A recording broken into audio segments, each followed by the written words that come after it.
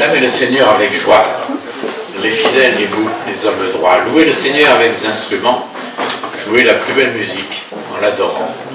Et c'est effectivement ce que nous voulons faire aujourd'hui, ce matin, acclamer le Seigneur avec toute la joie qu'il nous donne, lui qui est bien digne de notre adoration.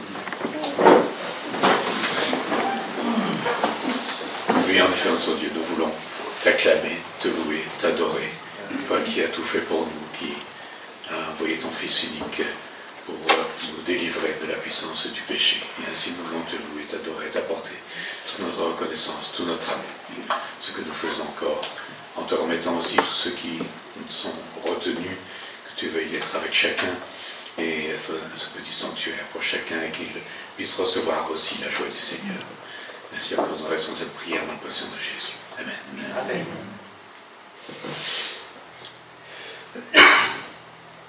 Un jour, Moïse a voulu voir Dieu, voir sa gloire. Et voilà ce que Dieu lui a répondu. Je ferai moi-même passer devant toi toute ma bonté. Et je proclamerai devant toi les qualités de l'Éternel. Je ferai grâce à qui je veux faire grâce. J'aurai compassion de qui je veux avoir compassion.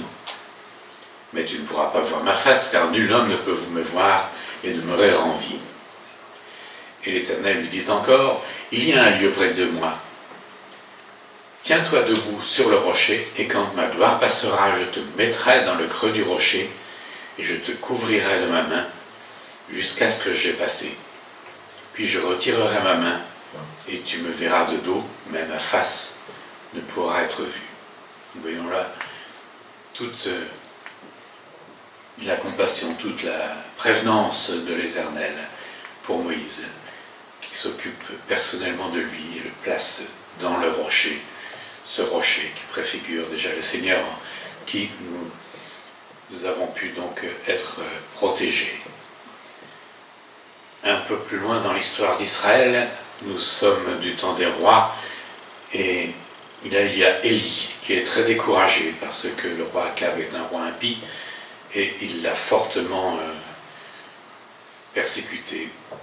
Et là donc l'Éternel dit à Élie, sors et tiens-toi sur la montagne devant l'Éternel. Et voici que l'Éternel passa. Et devant lui soufflait un vent si violent qu'il fendait la montagne et fracassait le rocher. Mais l'Éternel n'était pas dans l'ouragan. Après l'ouragan, il y eut un tremblement de terre, mais l'Éternel n'était pas dans ce tremblement de terre. Après cela, il y eut un feu. L'Éternel n'était pas dans ce feu. Enfin, après le feu, ce fut un bruissement doux et léger. Dès que Élie l'entendit, il se couvrit le visage d'un pan de son manteau et sortit se placer à l'entrée de la grotte. Et voici que quelqu'un s'adressa à lui. « Que fais-tu ici, Élie ?» Et l'Éternel lui parle et l'encourage et lui redonne donc une mission qu'il accomplira, lui et son successeur. Nous voyons donc là encore comment agit l'Éternel, et l'Éternel n'était pas dans les événements dramatiques qui peuvent se produire, mais il est près de nous, comme le répète l'apôtre Paul dans une de ses lettres aux Romains, près de toi, dans ta bouche et dans ton cœur. Et c'est ce que nous voulons nous aussi connaître, et nous pouvons ainsi chanter « Quel bonheur de le connaître, l'ami qui ne peut changer ».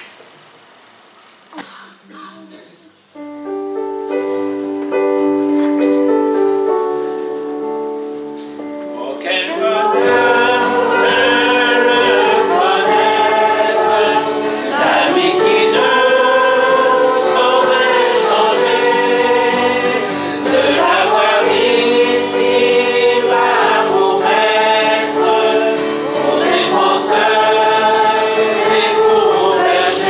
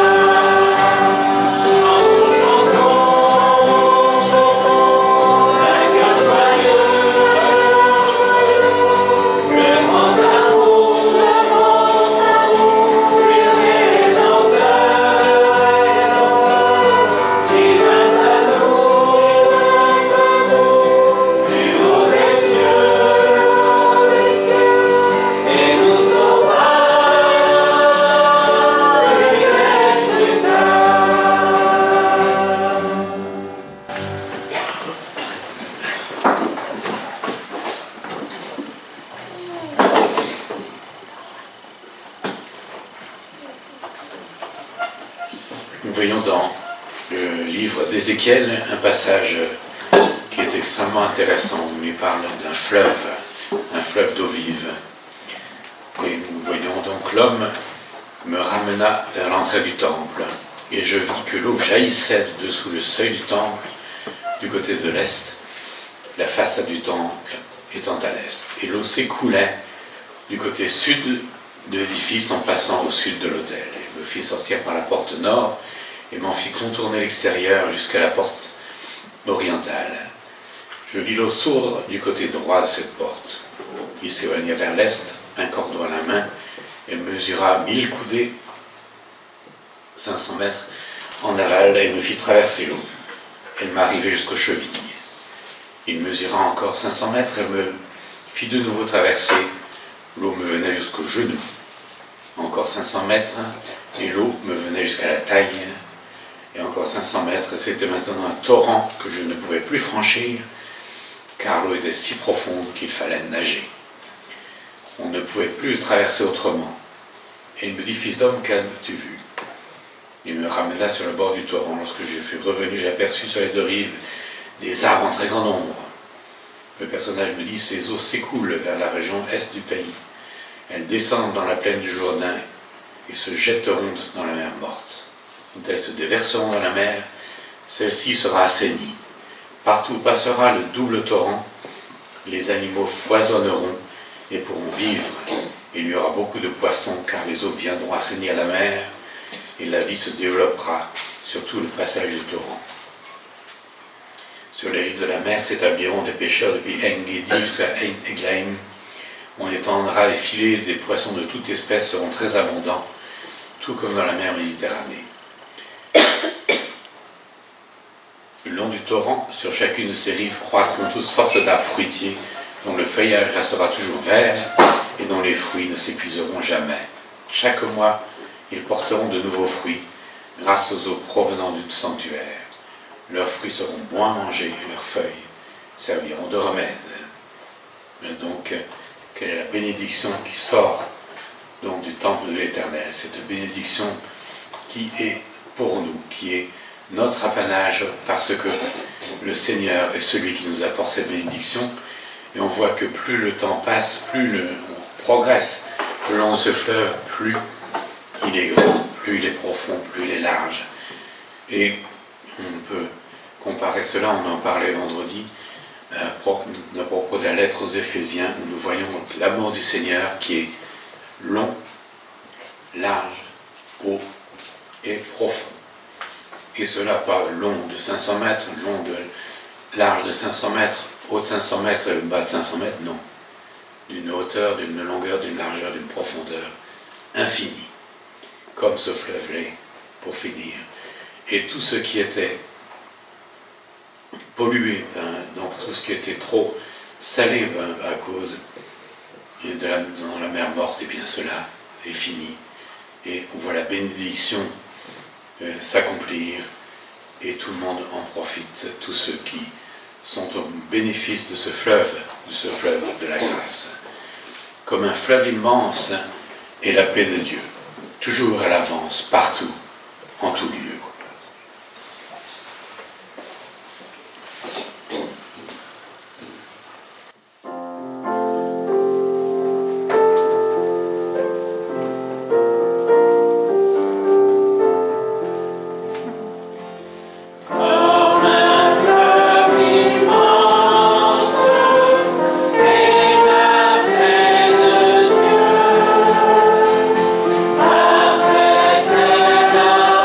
Avec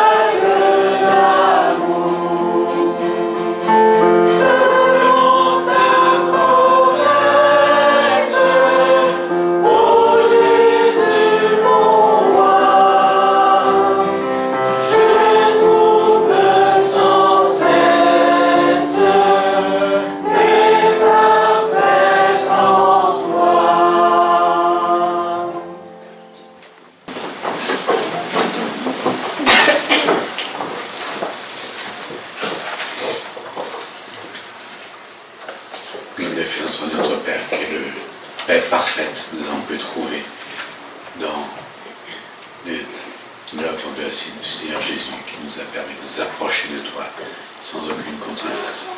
Et ainsi par ce sacrifice, mais aussi parce qu'il est ressuscité pour notre justification, nous pouvons nous approcher de toi et te bénir, te louer, recevoir de toi toute grâce excellente. C'est ce que nous voulons faire encore maintenant, te louer, t'adorer, ce que nous faisons encore en présence de Jésus. Amen. Amen. Je propose que nous arrêtions quelques instants pour louer le Seigneur.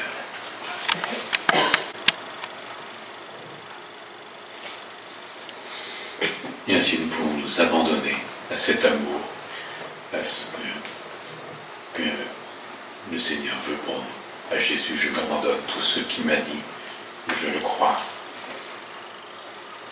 Je prends ce qu'il me donne, la couronne avec la couronne.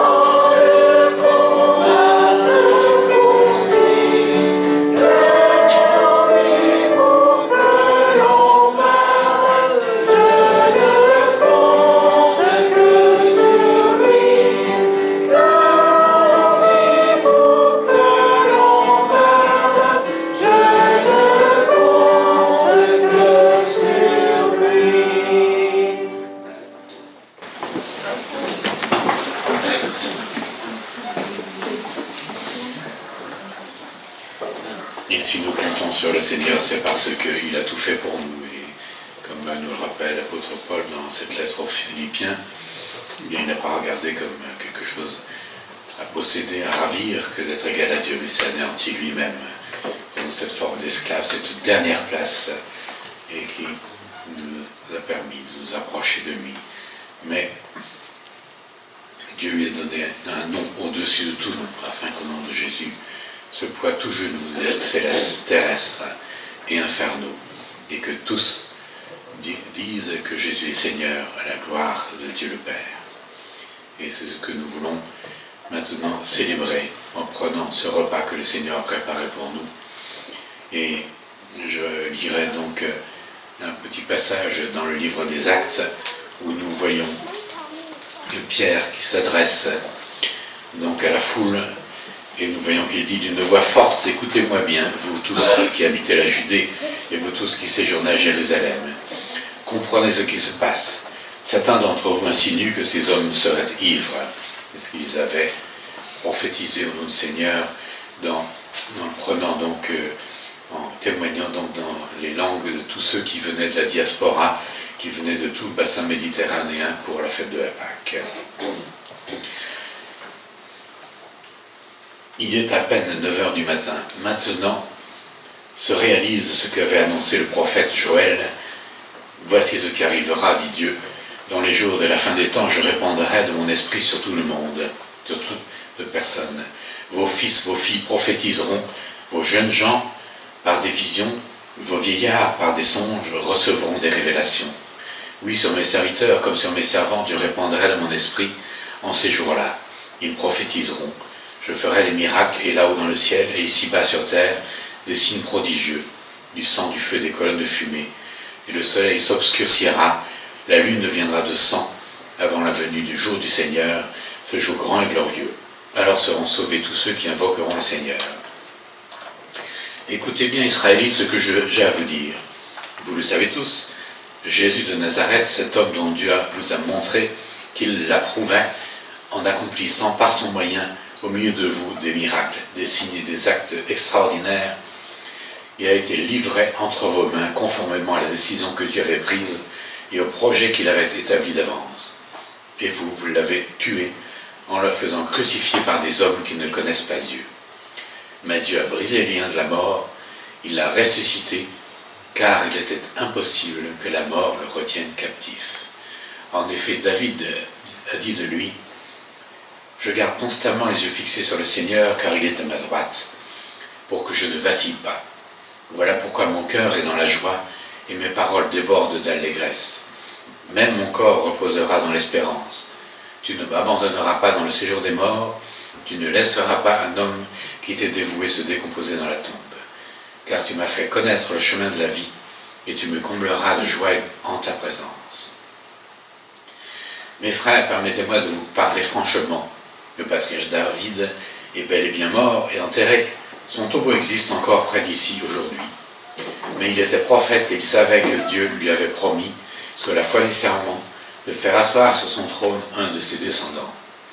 Ainsi, il a entrevu par avance la résurrection du Messie, et c'est d'elle qu'il parle, en disant que Dieu ne l'abandonnera pas dans le séjour des morts et qu'il ne laissera pas son corps se décomposer. Dieu a ressuscité ce Jésus dont je parle. Nous en sommes tous témoins. Ensuite, il a été élevé pour siéger à la droite de Dieu. Et maintenant, comme Dieu l'a promis, il a reçu du Père l'Esprit Saint et il l'a répandu sur nous. C'est là ce que vous voyez et entendez. En effet, David, lui, n'est pas monté au ciel, mais il a dit, le Seigneur a dit à mon Seigneur, viens siéger à ma droite jusqu'à ce que j'ai mis mes ennemis à terre sous tes pieds. Voici donc ce que tout le peuple d'Israël doit savoir avec une entière certitude. Dieu a fait Seigneur et Messie ce Jésus que vous avez crucifié. Ce discours toucha profondément ceux qui l'avaient entendu, et ils demandèrent à Pierre et aux autres apôtres, « Frères, que devons-nous faire ?» Pierre leur répondit, « Repentez-vous et que chacun de vous se fasse baptiser au nom de Jésus-Christ pour que vos péchés vous soient pardonnés. Alors vous recevrez le don du Saint-Esprit, car la promesse est pour vous, pour vos enfants et pour ceux qui vivent dans les pays lointains, tous ceux que le Seigneur, notre Dieu, fera venir à lui. » Pierre continuait avec instance à leur adresser d'autres paroles pour les persuader. Et il les encourageait en leur disant « Recevez le salut, séparez-vous de cette génération dévoyée. Ceux qui acceptèrent les paroles de Pierre se firent baptiser ce jour-là. Environ 3000 personnes furent ajoutées au nombre des croyants. Dès lors, ils s'attachaient à écouter assidûment l'enseignement des apôtres, à vivre en communion les uns avec les autres, à rompre le pain et à prier ensemble. Tout le monde était très impressionné, car les apôtres accomplissaient beaucoup de prodiges et de signes miraculeux. Tous les croyants vivaient unis entre eux et partageaient tout ce qu'ils possédaient. Ils vendaient leurs propriétés et leurs biens et répartissaient l'argent entre tous selon les besoins de chacun. Tous les jours, d'un commun accord, ils se retrouvaient dans la cour du temple, ils rompaient le pain dans les maisons et prenaient leur repas dans la joie, avec simplicité de cœur. Ils louaient Dieu et le peuple tout entier leur était favorable. Le Seigneur ajoutait chaque jour à leur communauté ceux qu'il sauvait. Nous voyons donc là un récit extraordinaire où nous voyons une grande progression. Nous voyons d'abord Pierre qui annonce cette merveilleuse nouvelle et donc beaucoup sont convaincus par son discours et reçoivent donc le pardon du Seigneur en se repentant devant lui. Et dès lors, ils s'attachent à écouter assidûment l'enseignement des apôtres, à vivre en communion les uns avec les autres, et à rompre leur pain et à prier ensemble. On voit donc là une progression, et tous ceux qui ont cru s'attachent à se souvenir de ce Seigneur, de leur Maître, et de partager ainsi ce repas, comme le Seigneur l'a enseigné lui-même à ses disciples, qui avaient pris du pain donc à la fin du repas pascal, et donc il avait dit ceci est mon corps qui est brisé pour vous, et ensuite il avait pris la coupe et il avait dit ceci est mon sang qui est versé pour vous. Et c'est ce que nous faisons donc chaque dimanche, de nous souvenir, nous qui avons cru dans le Seigneur, nous qui avons cru en son message, qui avons cru en ce qu'il a fait et qui était donc notre salut. Et ainsi nous prenons ce repas pour nous souvenir de cette grande œuvre du Seigneur. Oui, notre Père, nous voulons, en courbant la tête devant toi, nous souvenir de ce que le Seigneur a fait, de ce sacrifice dont nous ne faisons que discerner fort peu de choses en réalité, parce que quand nous serons dans le ciel, nous verrons face à face, comme nous dit l'apôtre Paul, et nous pourrons alors comprendre parfaitement, complètement et pleinement tout ce que tu as fait pour nous. Mais déjà, par la foi, nous saisissons ton message, tout ton amour et tout ce que tu as fait pour nous, ce qui nous permet de nous approcher de toi par ton sang précieux, ce sang de l'agneau, ce sang pur, sans tache, qui nous a purifiés de nos péchés, qui nous empêchait de nous approcher de toi. Ainsi, nous voulons te louer et te remercier et prendre ce repas, prendre ce pain qui nous rappelle tout l'amour du Seigneur, qui nous rappelle tout ce qu'il a fait pour nous. C'est ce que nous voulons ainsi faire par amour pour toi, pour nous souvenir de cette œuvre incommensurable, nous qui oublions si facilement, pour nous souvenir de tout ce que tu as fait pour nous. Et nous t'adressons ainsi cette prière dans le précieux nom de notre Seigneur Sauveur Jésus. Amen. Au revoir. Bonjour à tous ceux que je n'ai pas eu l'occasion de saluer tout à l'heure. Il est écrit « Je tire la louange dès la mamelle des femmes ». Bon, ça dépend des traductions, je tire la louange des enfants qui sont à la mamelle. Bon. Et il y a aussi un autre texte dans la parole qui nous dit « Notre calme attend à toi et la louange que nous t'offrons. » J'arrête là. On a deux aspects, et je pense qu'ils sont multiples dans la louange et dans l'adoration. Ça fait déjà un petit moment que je cogite sur ces thèmes, parce que l'Église de Dieu, l'Église des sauvés par grâce, dont nous faisons partie, ou peut-être toi ne fais pas encore partie, eh bien, est appelée à exprimer sa reconnaissance. Et c'est ce que je voudrais un peu, bien sûr, on va le survoler parce que c'est tellement profond, tellement vaste. Et si j'avais dû prendre tous les textes qui parlent de louange et d'adoration, bon, la semaine prochaine, on y est encore, hein. Surtout si on veut gratter dans le détail tout ce que le Seigneur veut nous enseigner. Louange et adoration dans l'Église. Je me plais aussi, quand je vais dans une autre région, d'apprendre à connaître d'autres frères, d'autres sœurs. C'est ce que j'ai encore vécu cette année, quand je vous ai abandonné pour quelques semaines. Veuillez m'en pardonner, mais j'avais besoin de revoir mes enfants, mes petits-enfants. Mais aussi de partager des moments avec des frères et sœurs que je ne connaissais pas et que j'ai pu avoir la joie de découvrir dans aussi cette forme de louange et d'adoration. C'est formidable d'être... En plus, c'était une petite assemblée, d'une quinzaine de personnes, où tour à tour, chacun, sans exception, prennent leur place dans la louange et l'adoration. Je peux dire que c'est quelque part un prémisse de ce que nous vivrons là-haut.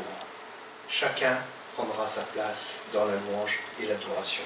Alors ce matin, essayons de voir ensemble ces deux aspects, on peut dire, de révérence envers Dieu. Avant tout, la définition de louer, dans le dictionnaire, et c'est quelque part notre point de départ, louer signifie manifester son admiration pour quelque chose ou quelqu'un. Exemple, dans le monde du sport, louer, c'est reconnaître les qualités d'une équipe ou d'un sportif, que l'on apprécie ou pas, mais on ne peut nier ses capacités. Bien sûr, on n'est pas Louis d'or et on ne plaît pas tout le monde. Donc certains sportifs, moi je préférais un tel. C'est pas là mon sujet, mais on peut quand même louer l'aspect de l'exploit qui a été accompli par ce sportif. Notre louange consiste dans le fait de reconnaître les œuvres de Dieu dans leur grandeur et leur perfection. Nous faisons son éloge et nous le bénissons pour sa grandeur, sa bonté, son amour, sa miséricorde, sa grâce. Et j'ai pas fait la liste exhaustive parce qu'elle serait longue aussi. J'ai laissé 3 petits points. Mais j'ai quand même voulu prendre un texte. Je pense que vous le connaissez, mais on va prendre le temps quand même de le lire dans les psaumes. Alors souvent, ce sont dans ces psaumes que l'on cherche à trouver les bons textes pour louer. Le psaume 148, en plus, il commence bien. Louez l'Éternel. Allez, d'entrée de jeu, nous avons comme une exhortation, un encouragement, presque un ordre. Louez l'Éternel. Louez l'Éternel du haut des cieux. Est-ce que vous êtes du haut des cieux? Pour l'instant, nous sommes encore bien accrochés, comme on dit, au plancher des vaches. Mais on va continuer la lecture. Louez-le dans les hauteurs. Louez-le, vous tous ses anges. Louez-le, vous toutes ses armées. Louez-le, et là, quand on lit cela, soleil et lune. Tiens, c'est bizarre. J'ai jamais entendu la lune ou le soleil parler.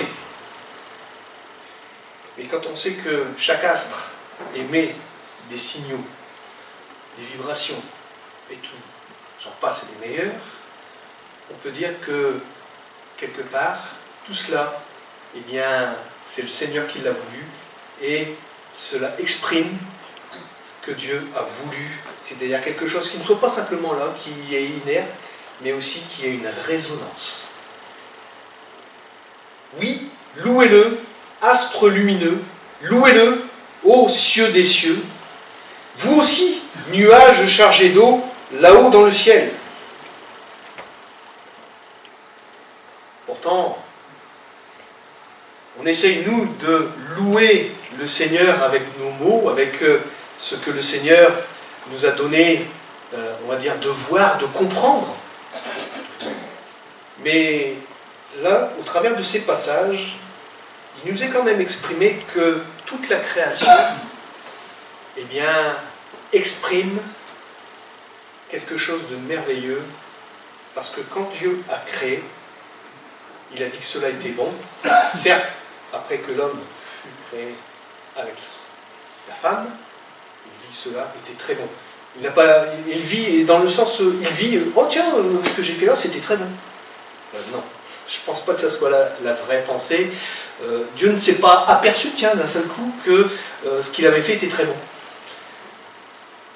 Il proclama, cela est très bon. Que tous ces êtres louent l'Éternel, car il a donné ses ordres et ils ont été créés. Il les a tous établis pour toujours. Il leur a fixé des lois qui ne changeront jamais.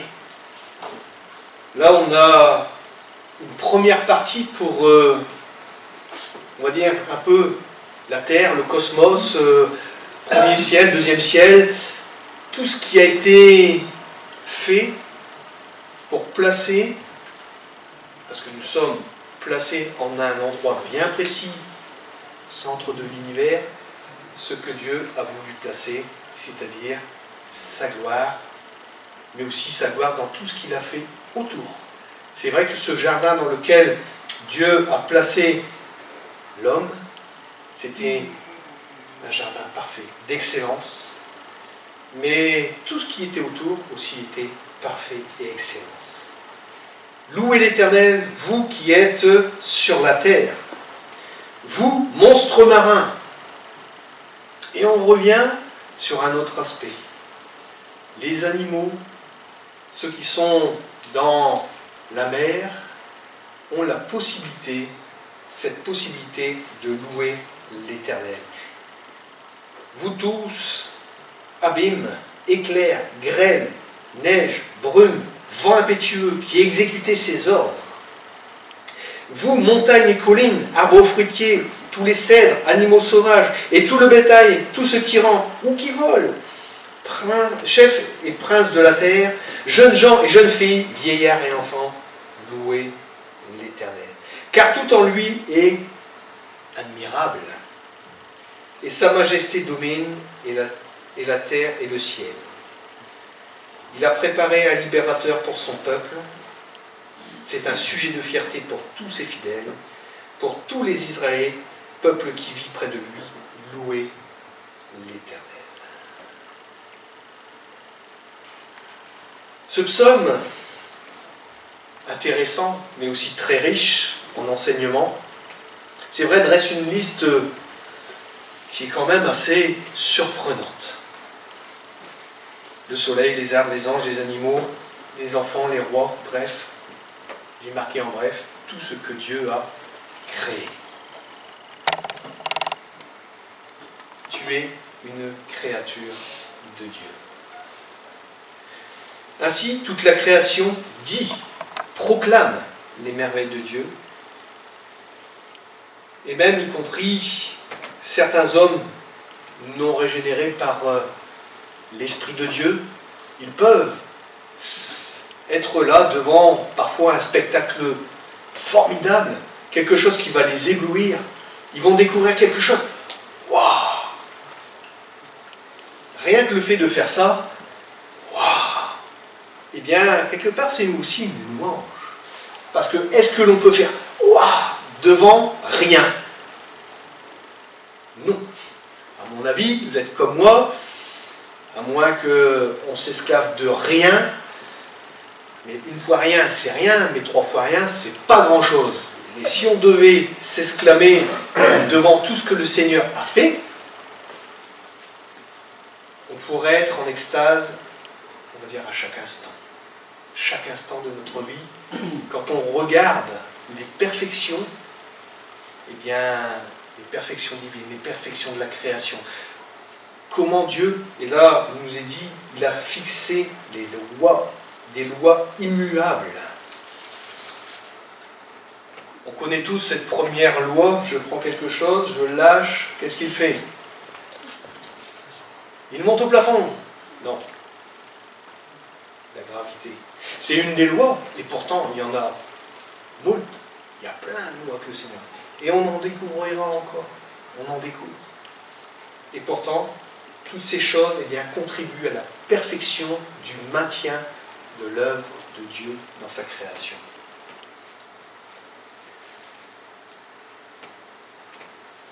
Hébreux, chapitre 13, verset 15, nous dit « Par lui ». Parce que c'est par lui que nous pouvons faire ces choses. On le voit à la fin, dans ce texte, il a préparé un libérateur pour son peuple.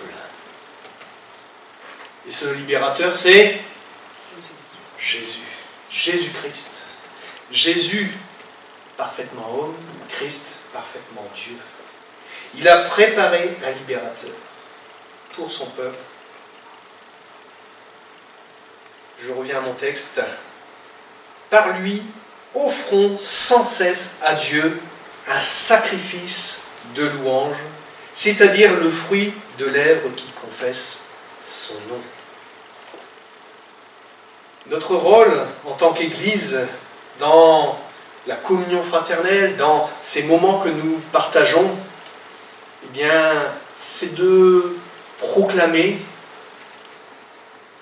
non seulement la beauté du nom de Jésus, Christ, mais aussi de pouvoir proclamer au travers de ce que nous vivons que si nous vivons ces choses, c'est simplement par la grâce que nous avons trouvée en Jésus-Christ. L'encouragement de la parole ce matin serait de nous conduire à désirer à toujours mieux connaître l'Éternel Dieu qui s'est rendu accessible.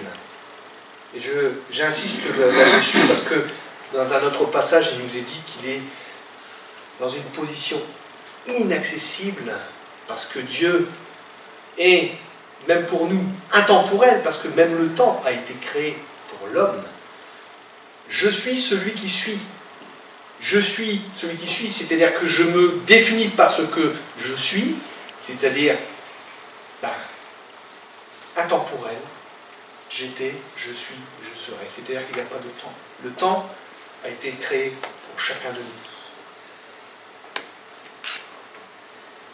Le connaître s'est rendu accessible au travers de l'incarnation de son Fils Jésus-Christ et désirer de se laisser remplir du Saint-Esprit afin d'entrer pleinement dans cette dimension de louange.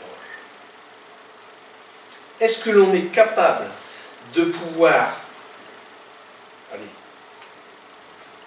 dans une personnalité que l'on connaît bien,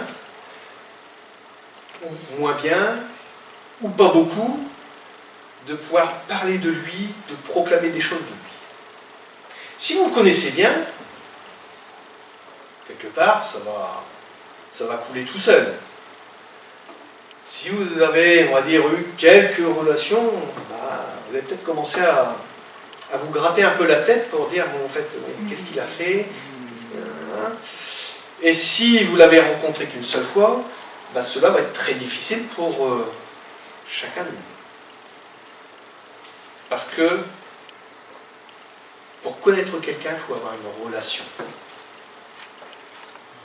Et c'est ce que le Saint-Esprit veut nous apprendre et aussi veut nous encourager à vivre, à entrer pleinement dans cette dimension de louange. Chacun de nous, ce matin, avons en mémoire des noms de grands sportifs. Je reprends souvent l'exemple du sport, parce que même l'apôtre Paul l'a fait. Donc je vais copier un peu l'apôtre Paul ce matin. Par leurs exploits physiques, ils ont marqué leur temps. Alors c'est peut-être un homme, ça peut être une équipe. Et toutes ces choses se sont faites quelque part jusqu'à une certaine limite qui est, comme on appelle dans ce monde, la fleur de l'âge. Souvent, les grands sportifs s'arrêtent de concourir à... Voilà. Dès qu'on commence à arriver à 40 ans, ça devient dur. Et c'est normal parce que physiquement, à partir entre 35 et 40, alors, c'est pas tranché comme ça, mais il y a une limite où le corps commence à... C'est peut-être aussi pour ça qu'on commence à se tasser, on entend moins bien, on voit moins bien. Voilà. Je mets 3 petits points.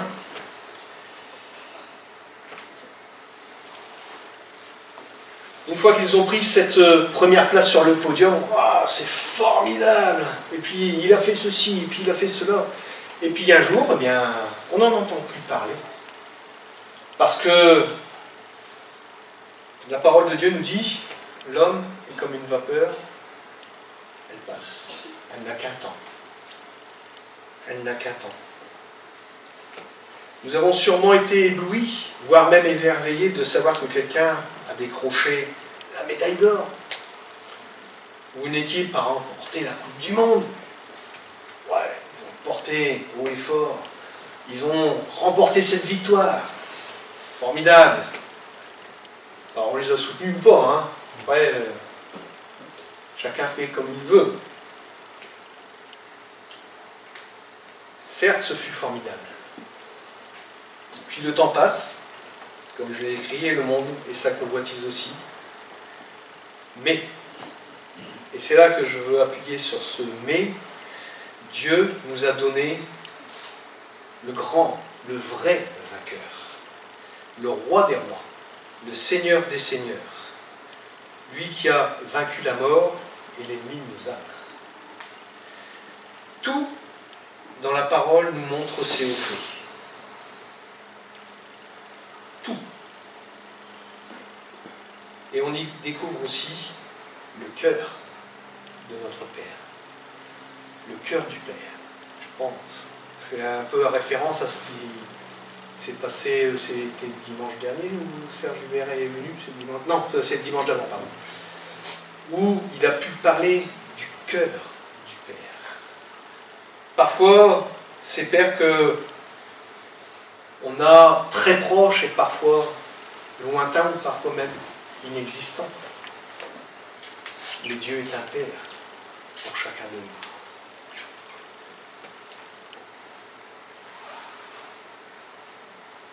Sans cesse. Ça veut dire avec une constance. Mais vous allez me dire, est-ce que je suis capable en tout temps de louer le Seigneur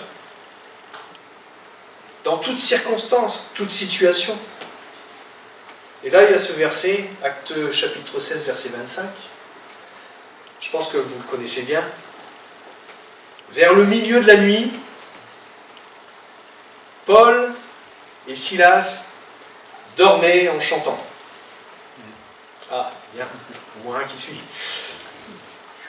Paul et Silas priaient et chantaient les louanges de Dieu. Et les prisonniers les entendaient. Savoir que les prisons de ce temps-là n'étaient pas celles que l'on connaît actuellement en France. C'était des prisons plutôt sombres, plutôt sales. C'était pas, on va dire, le restaurant du coin. Et pourtant, à cause de Jésus-Christ, à cause de la révélation de Jésus-Christ, à cause de l'amour de Jésus-Christ, mais aussi à cause de sa grâce, Paul et Silas se mettaient à pleurer. On aurait pu avoir ce scénario. Oh Seigneur, qu'est-ce qui nous arrive? On a à peine commencé que ça y est, on se retrouve déjà en prison. On a à peine commencé à partager ta parole que ça y est, les persécutions arrivent, ça commence. Ils auraient pu dire cela. Non. Paradoxal, mais vrai. On peut dire qu'aucun lieu ou situation dans ce monde ne devrait nous empêcher de louer le Dieu vivant et vrai. Facile à dire. Pourriez-vous me rétorquer? Et pourtant, là aussi, c'est une grâce. Mais pour arriver à cette capacité, il y a dû y avoir une transformation, un changement, une révolution qui a dû s'opérer à un moment particulier. Parce que louer Dieu ne veut pas dire oublier nos problèmes. Pas du tout. Mais nous disposer à laisser Dieu intervenir pour les régler. On parle alors de décharger nos cœurs de tout souci. Rappelez-vous cette parole, déchargez-vous sur lui de quelques-uns, de 2, 3. Non, de tous vos soucis, car lui-même prend soin de vous. De tout souci pour entrer dans la présence de Dieu. Si la louange ne conduit pas à une action de Dieu en nous, ou au travers de nous, celle-ci sera, je peux l'imager comme ça, tel un baume apaisant, qu'on passe sur une blessure, mais qui ne la guérit pas forcément. C'est un peu comme une sorte d'anesthésiant local. Je ne sais pas si vous voyez l'image. Parce que parfois Dieu veut nous conduire encore plus loin. Dans cette partie du torrent. Alors là, je ne pensais pas que Paul aurait pris ce texte. Allez, d'avancer, de mettre un pied, et puis que l'eau commence à monter. Dans ce torrent où, parfois, il vaudrait mieux ne plus avoir pied. Sommes-nous arrivés en pleine eau? Peut-être la question pourrait se poser chacun. Dans la vie de l'esprit. Là où nous ne maîtrisons plus rien. C'est vrai qu'on aime, comme je le disais tout à l'heure, une certaine stabilité, le plancher des vaches, par exemple. Je peux vous dire que même cet été, quand on est parti, à un moment donné, on a eu quelque part une frayeur, parce que on a eu un coup de fil, nous rapportant que le fils, Benjamin, s'est retrouvé à l'hôpital. Il nous a envoyé des photos, il était franchement et salement amoché. Il a dit merci papa, merci maman, mais surtout merci Seigneur parce que tu m'as gardé. Il était parti pour faire du parapente. 3 ont décollé. Le 4e, lui, s'est pris un retour de vent, est allé se claquer sur un pylône et ensuite revenu vers un camion qui roulait sur la route. Le camionneur pensait qu'il les avait écrasés. Il a été traîné sur une vingtaine de mètres dans des broussailles qui égratignent et qui écorchent. Mais plus d'une fois, il a dit « Merci Seigneur. Merci Seigneur parce que tu m'as gardé. » Ça aurait pu être pire. Alors, pourquoi? Je ne sais rien. Et peut-être à un moment donné, dans sa vie, le Seigneur lui montrera pourquoi. On ne sait pas. Rien ne nous arrive sans que Dieu l'ait permis. Ça, on le sait. Parce que Dieu est souverain sur toutes choses. Mais rien que cette parole, merci Seigneur parce que tu m'as gardé, ça a été pour moi comme une louange. Une louange qui a été adressée à Dieu directement. Parce que là, il a vu la main de Dieu le garder, le préserver. Si je devais vous raconter le nombre de fois où j'ai failli mourir, l'intrépide Denis, que ce soit à vélo, que ce soit à mobilette, que ce soit en voiture. Je peux vous dire que ça aurait pu arriver plus d'une fois, mais bon, le Seigneur est bon. Le Seigneur est bon. Il m'a fait grâce. Dieu veut nous conduire plus loin. Quand on arrive à un endroit où nous ne maîtrisons plus rien, c'est comme, là je l'ai noté, le lâcher-prise qui nous est parfois si difficile à accepter. Et pourtant, impératif. Impératif pour que notre Seigneur nous conduise là où son plan parfait se réalisera. Dieu a un plan pour toi. Il a un plan pour toi. Il a un plan pour chacun de nous. Et pourtant, ce plan, eh bien, on le découvre au jour le jour. Peut-être que si le Seigneur nous montrait, ben voilà, tu vas arriver là, mais avant tu vas passer par ça, par ça, par ça. On dirait, oh, stop, j'ai pas envie de vivre ça. C'est peut-être la réaction que l'on aurait. Mais c'est oublier de dire que Dieu nous dit, je suis avec vous tous les jours. Les problèmes, les difficultés, je suis avec toi. Les joies, les fêtes, les moments familiaux formidables, je suis avec toi. Les moments de culte, les moments de communion fraternelle, je suis avec vous. Tout cela, eh bien, le Seigneur le veut. Impératif, comme je le disais, pour que notre Seigneur nous conduise là où son plan se réalisera parfaitement. Jésus, dans la pleine dépendance de l'Esprit de Dieu, a marché parmi les hommes, tout en glorifiant le Père, et il nous invite à le suivre. A contrario, et ça c'est un autre texte dans Ésaïe chapitre 29 verset 13, nous incite à veiller sur notre cœur pour éviter cette parole où il nous est dit, et c'est Dieu là qui parle, quand ce peuple s'approche de moi, il m'honore de la bouche et des lèvres.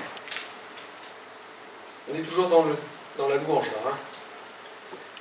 Mais son cœur est éloigné de moi.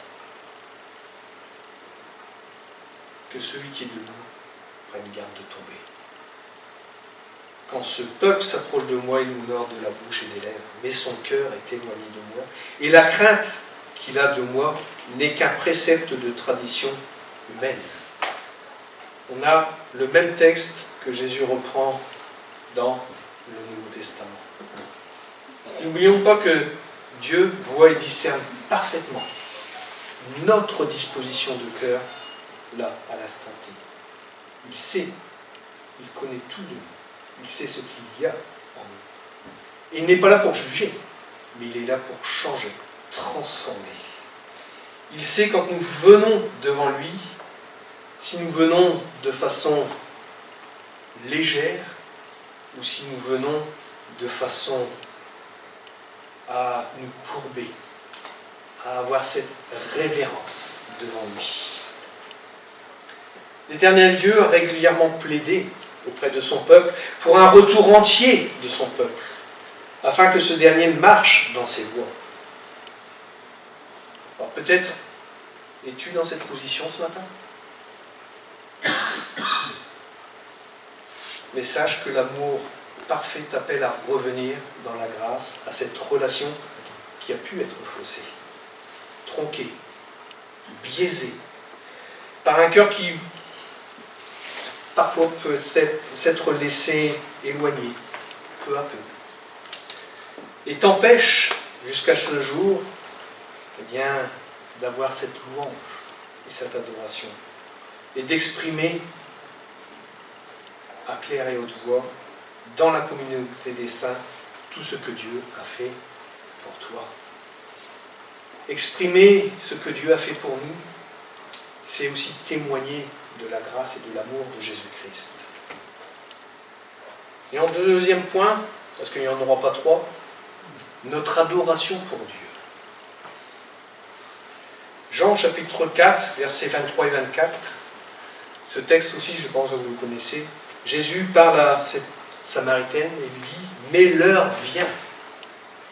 Et elle est déjà venue où les vrais adorateurs adoreront le Père en esprit et en vérité. Car ce sont là, les adorateurs que le Père demande.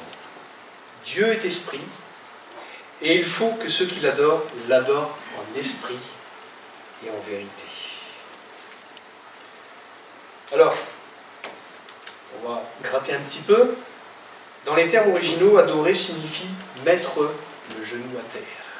C'est-à-dire vraiment se prosterner. Avoir cette disposition de cœur, c'est-à-dire non pas de façon forcée, mais volontaire. On se place comme un sujet devant son maître, comme un esclave devant son maître.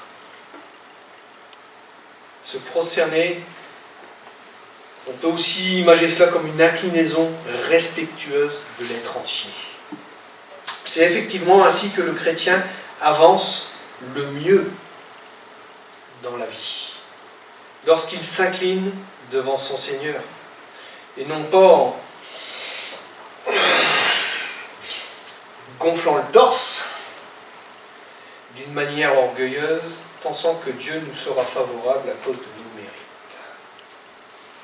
Ça, malheureusement, parfois, c'est le genre de choses qui peuvent arriver. On pense que l'on mérite quelque chose. Tous les hommes peuvent louer Dieu et ses œuvres, mais l'adoration est le propre des enfants de Dieu. Il n'y a que les enfants de Dieu qui peuvent adorer le vrai Dieu. Tous les hommes peuvent proclamer comme une forme de louange parce qu'ils ont vu quelque chose de beau, quelque chose de grandiose, Quand même dans ce monde, dans la plupart des maternités, quand ils voient le petit enfant arriver, ils sont émerveillés. Il y a comme une forme de louange, parce que Dieu a créé un être. Mais ce n'est pas de l'adoration. Ils n'adorent pas Dieu pour autant. En effet, elle implique d'avoir reçu la révélation de qui est Dieu. Et en conséquence, produit chez le croyant un abandon complet. Comme un sacrifice personnel. Une démonstration, on va dire, d'humilité. Qui peut se résumer simplement par « Sans toi, mon Dieu, je ne suis rien. Sans toi, mon Dieu, je ne suis rien. » En effet, lorsqu'on découvre qui est Dieu, on devient très conscient du peu que nous sommes, que nous sommes, nous, en tant que créatures nécessiteuses de la grâce de Dieu. On ne peut pas, une journée, dire « Seigneur, je n'ai pas besoin de toi ». Systématiquement, on fait fausse route. Ou alors, « Oh Seigneur, je suis assez bon, je suis assez fort ». Rien que cette position-là est une position d'orgueil. Une position que le Seigneur veut changer.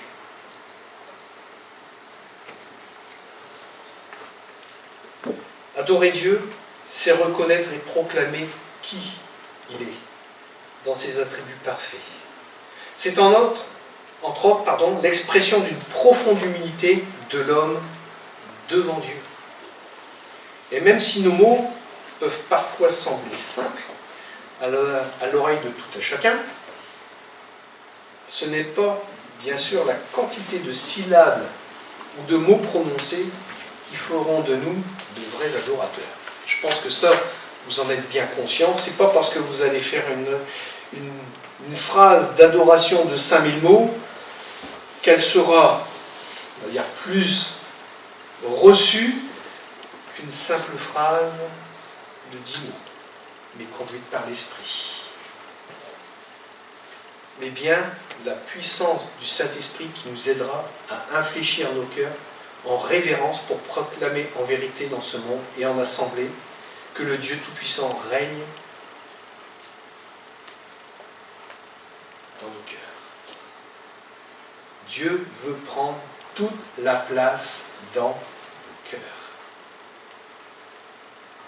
On dit souvent corps, âme et esprit. On met l'esprit à la fin.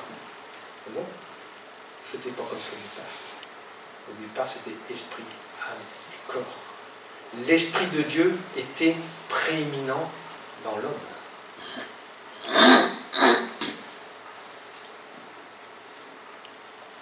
Sa parole affirme qu'il a fait de nous un temple pour sa gloire. Donc,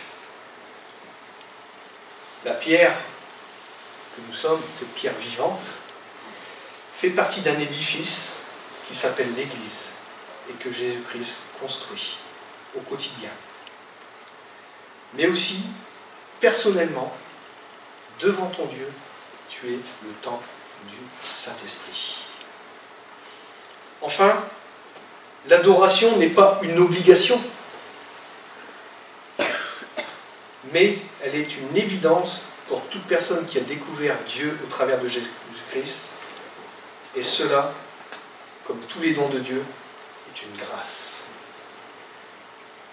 Quand on réalise notre position devant Dieu, il y a comme une forme d'alchimie qui se crée et qui fait qu'on n'a pas besoin de nous pousser pour ouvrir la bouche ou exprimer quoi que ce soit.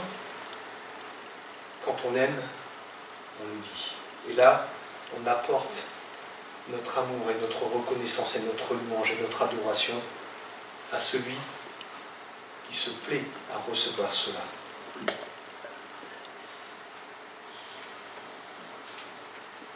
Un autre passage, et on terminera sur celui-ci. Lors de la tentation de Jésus-Christ dans le désert, il a été aussi question d'adoration. Voici en quels termes. Le diable lui dit « Je te donnerai toutes ces choses si tu te prosternes et m'adores. » Jésus lui dit « Va des rétro, Satanas, retire-toi, Satan. Car il est écrit, tu adoreras le Seigneur ton Dieu et tu le serviras lui seul. » Et là je dis Amen. Lui seul. Jésus-Christ a proclamé qu'il n'y a qu'un seul Dieu qui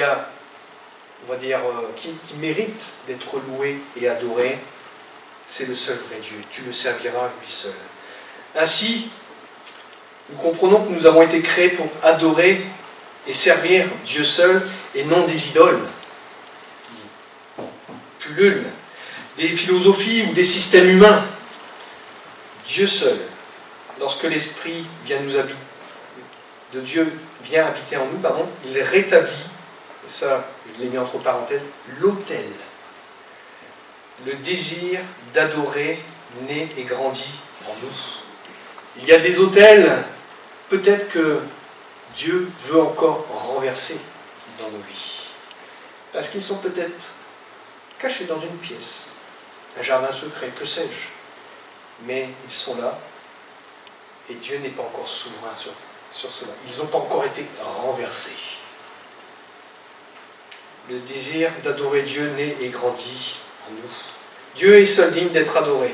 Toute adoration tournée vers une créature ou une création est un péché. Et ça, on le sait. Dieu seul est digne d'être adoré.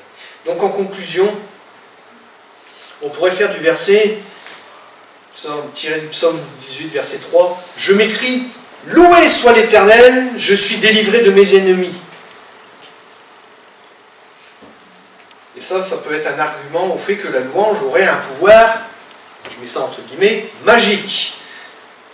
Alors, il y a une traduction un peu plus précise de Darby qui nous a été laissée. « Je crierai à l'Éternel, qui est digne d'être loué, et je serai sauvé de mes ennemis. D'abord, se placer sur le terrain, on va dire, de la confiance en l'Éternel. Je crierai à l'Éternel. Je ne vais pas crier aux hommes, je ne vais pas crier à un système, je ne vais pas crier à une idole. Je vais crier à l'Éternel, qui est digne d'être loué. Et je serai sauvé de mes ennemis. Alors ce qu'il nous faut retenir, c'est que la louange n'est pas magique, mais c'est un excellent moyen d'expression de notre foi, de notre confiance en Dieu. Elle nous pousse à poser nos regards sur le Seigneur. Christocentrique, on va dire. Un gros mot, mais tout sur le Seigneur. Et non sur nos limites, nos infirmités, nos incapacités. Parfois, on se referme sur ce que l'on est capable de faire. Non. Tout ça, tu laisses de côté, tu places ta vie, on va dire toutes les commandes entre les mains du Seigneur. Seuls, ou en assemblée, nous sommes appelés à devenir des adorateurs de Dieu avec l'assistance du Saint-Esprit pour entrer dans l'adoration. Alors cherchons ensemble à devenir des adorateurs en esprit et en vérité. La loi et la grâce ont été données aux hommes pour amener le cœur de l'homme à la louange et à l'adoration.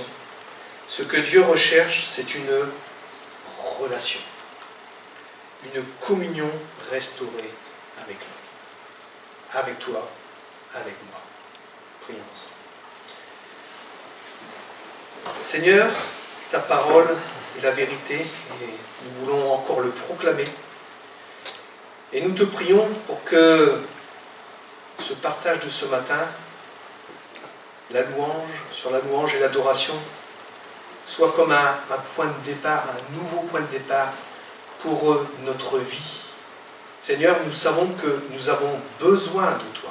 Nous avons besoin de ta grâce. Nous avons besoin de nous laisser guider, mais surtout peut-être de te laisser prendre toutes les commandes, toutes les manettes de nos vies, afin de vivre ce que tu veux que nous vivions, cette communion dans l'amour fraternel, dans la simplicité des cœurs, mais aussi dans ta conduite de l'esprit, en louange et en adoration. Parce que comme nous le dit ta parole, Dieu seul est digne d'être loué et adoré. Alors merci Seigneur de former tes projets dans nos cœurs, de transformer, de renverser les autels s'il y en a, et de faire que ta grâce, et nous savons qu'elle est suffisante, eh bien, produise son fruit en chacun de nous. Et je sais Seigneur que tu fais toutes choses bonnes en ton temps, parce que tes plans sont parfaits. Tu ne rates rien. Rien de ce que tu as fait n'a été raté, parce que tu es le Dieu et tu es parfait. Ta parole nous dit que tu es le Dieu parfait. Alors, je veux croire que ce que tu nous donnes de vivre, encore même aujourd'hui, fait aussi partie de ton plan, et tu veux nous amener toujours plus loin avec toi. Merci Père, dans le nom de Jésus. Amen. Voilà. Sur la place pour les annonces.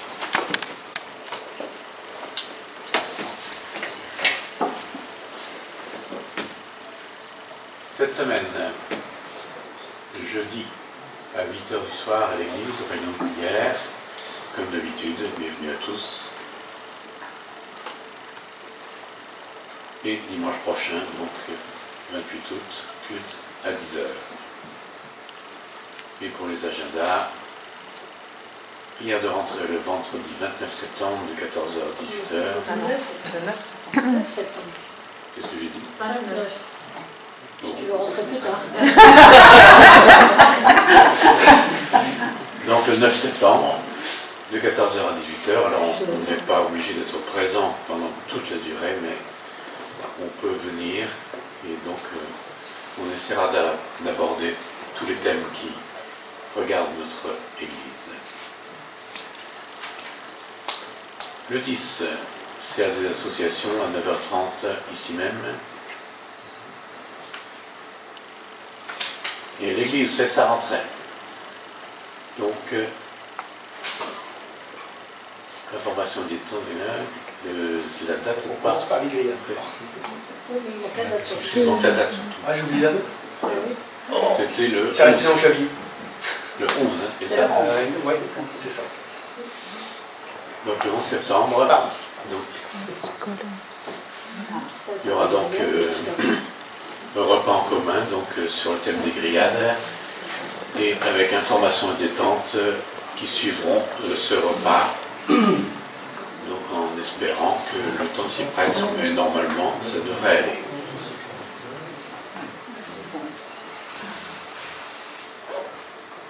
Autre chose peut-être? Et donc toute information à retrouver sur les différents médias qui s'affichent. Là pour clore donc ce moment, je vous propose ce chant qui est donc une proclamation et donc mais aussi donc une manière de louer le Seigneur en proclamant quel bonheur nous avons de marcher avec lui. Quel bonheur de marcher avec lui, quel bonheur d'avoir un tel sauveur et quel bonheur de pouvoir le servir.